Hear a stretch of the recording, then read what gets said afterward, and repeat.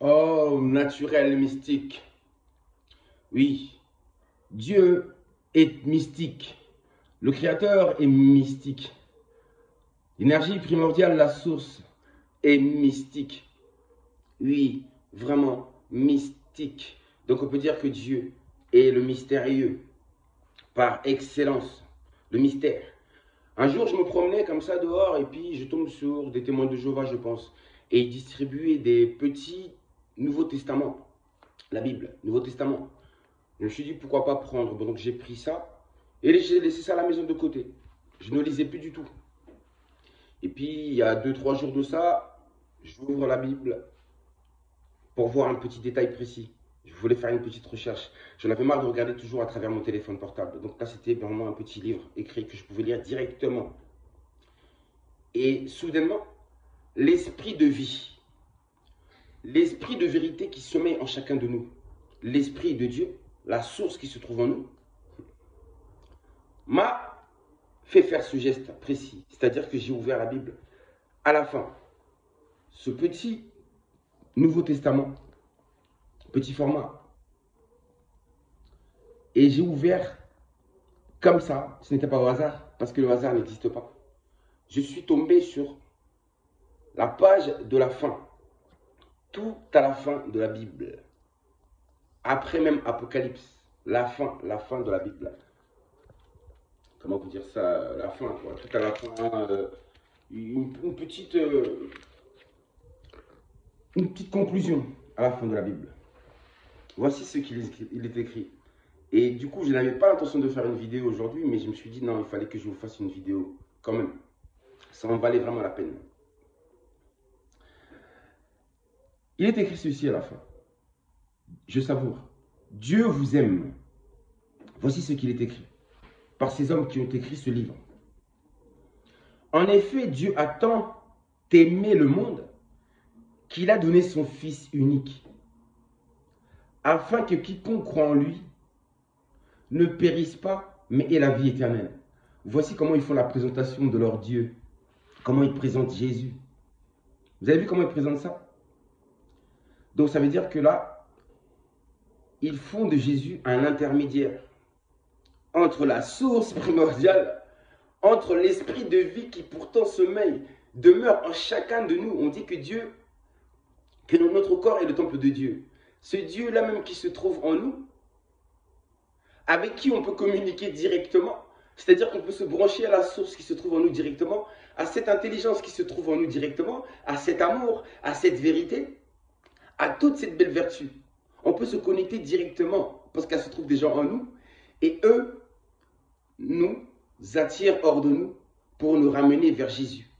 Ils nous créent un intermédiaire hors de nous, alors que tout se passe à l'intérieur de nous, le monde intérieur.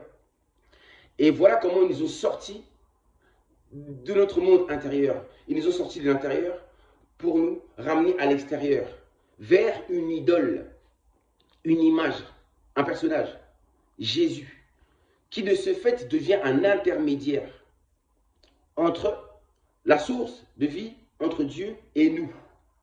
Et là, la connexion est rompue. Elle est rompue. En effet, comme ils disent, Dieu a tant aimé le monde qu'il a donné son Fils unique, afin que quiconque croit en lui ne périsse pas, mais ait la vie éternelle. La vie éternelle, dorénavant, ça passe par Jésus. Pour obtenir la vie éternelle, il faut passer par Jésus. Alors que l'éternité se trouve déjà en nous. Cette divinité en nous, c'est déjà l'éternité. La vérité qui vit en nous ne meurt pas. L'esprit qui est en nous ne meurt pas. Le corps physique meurt, mais l'esprit ne meurt pas. L'éternité. Car nous sommes à l'image du Créateur. Le Créateur est éternel. Nous sommes éternels. Non pas physiquement, mais à travers l'esprit. Nous sommes éternels. Car Dieu, ce que vous appelez la source, c'est une conscience. Et nous aussi, nous sommes des consciences. Esprit ou conscience. Des pensées vivantes. Voici ce que nous sommes, en réalité. Des pensées vivantes. Alors, c'est écrit ensuite, celui que je vous ai lu là auparavant, c'était Jean, chapitre 3, verset 16. Ensuite, Mais voici comment Dieu prouve son amour envers nous.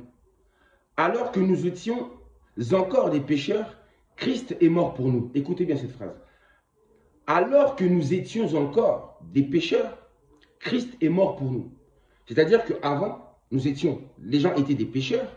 Et dès lors que Jésus est mort, soi-disant pour nous, il n'y avait plus de pécheurs. Car il s'est sacrifié à travers son sacrifice pour, soi-disant, nos péchés. Et il nous a purifiés. Il a purifié, il aurait dû purifier l'humanité. Donc, de ce fait, il n'y a plus de pécheurs, il n'y a plus que des saints. Vous avez compris? Vu qu'il dit qu'à travers son sacrifice, là, il veut nous dire qu'à travers le sacrifice de Jésus, on a été purifié. C'est-à-dire, si on a été purifié, nous ne sommes plus des pécheurs. Mais bizarrement, ça c'est écrit dans Romains chapitre 5, verset 8. Et ensuite, regardez ce qu'ils disent plus tard. Dans Romains, juste auparavant. Dans Romains chapitre 3, verset 23, regardez ce qu'ils écrivent. Tous ont péché et sont privés de la gloire de Dieu. Donc, d'un côté, ils disent que nous sommes des pécheurs, et d'un côté, ils veulent nous dire qu'on a été purifié par Jésus. Vraiment, c'est des bêtises. Regardez pourquoi c'est des bêtises. Regardez ce qui est marqué ensuite. Remède de Dieu au péché. En effet, le salaire du péché, c'est la mort. Mais le don gratuit de Dieu, c'est la vie éternelle en Jésus-Christ, notre Seigneur. Là, il glorifie encore Jésus. Mais pourtant, là, écoutez ceci.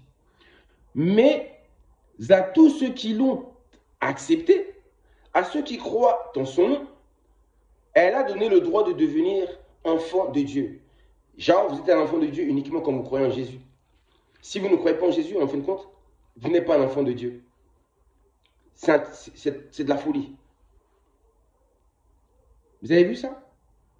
Donc, ça veut dire que Jésus, vraiment, ça devient l'intermédiaire. Il faut croire en lui d'abord pour pouvoir accéder à Dieu, pour devenir un enfant de Dieu. Alors que nous sommes déjà des enfants de Dieu, déjà. Nous sommes sa création ou pas? Enfants de Dieu dans le sens que nous sommes ses créatures. Nous provenons de lui, nous provenons de la source primordiale, de la conscience cosmique universelle. C'est de là que nous provenons. Vous comprenez un peu? Alors Jésus, ce n'est pas lui qui fait de nous des enfants de Dieu. C'est faux. Arrêtez de croire à telle bêtise, de telle sottise. Ce n'est pas parce que vous ne croyez pas en Jésus que vous n'êtes plus la création. Que vous n'êtes plus la créature. Du n'importe quoi. Ensuite, voici ce qui est écrit. Voici, je me tiens à la porte et je frappe. Si quelqu'un entend ma voix et ouvre la porte, j'entrerai chez lui, je souperai avec lui et lui avec moi. Hein? Ouvrir la porte, c'est-à-dire que si vous ouvrez la porte, si vous ouvrez votre cœur à Jésus, si vous croyez en lui, soi-disant, il viendra à vous. Ce sont des bêtises. Moi, je te ferme la porte, moi. Je ne te l'ouvre pas. Ensuite, en effet, toute personne qui fera appel au nom du Seigneur sera sauvée. N'importe quoi. Toute personne qui fera appel au nom du Seigneur sera sauvée. Donc il faut faire vos appels. Quand vous voulez appeler Dieu, il faut appeler le nom de Jésus. Ils en ont fait un intermédiaire. J'ai dit la connexion, à partir de ce moment-là, entre vous et Dieu est rompue. La connexion entre vous et vous-même. Vous et votre intérieur. Vous et votre divinité. C'est fini, c'est terminé. En plus, regardez, c'est marqué, ça m'a fait rigoler, parce qu'après ils disent je reconnais devant Dieu que je suis pécheur. Je crois que le Seigneur Jésus-Christ a été crucifié pour moi, qu'il est ressuscité par ma justification. Je le reçois maintenant et je le reconnais. Nanani, nanana, blabla. Et ensuite, qu'est-ce qu'ils disent? Voilà, si vous venez de prendre une décision pour recevoir Jésus-Christ, nous vous encourageons à chercher dans la prière une église locale, une congrégation ou une assemblée qui vous aidera dans votre croissance de nouveaux chrétiens par un bon enseignement de la Bible. Oui, c'est là que vous devenez un esclave. C'est là qu'ils vous tiennent. Et c'est là qu'ils vont pouvoir faire fonctionner leurs églises. Vous avez compris ou pas? Oh là là là là là là là là là là là là là, j'ai pas terminé en fait, j'aurai pas le temps. Donc je vais garder ça pour la prochaine vidéo. Mais grandissez dans la grâce et dans la connaissance de notre Seigneur et Sauveur Jésus-Christ. Quel Sauveur? Rien du tout. La connaissance de Jésus va nous sauver? Non, c'est faux.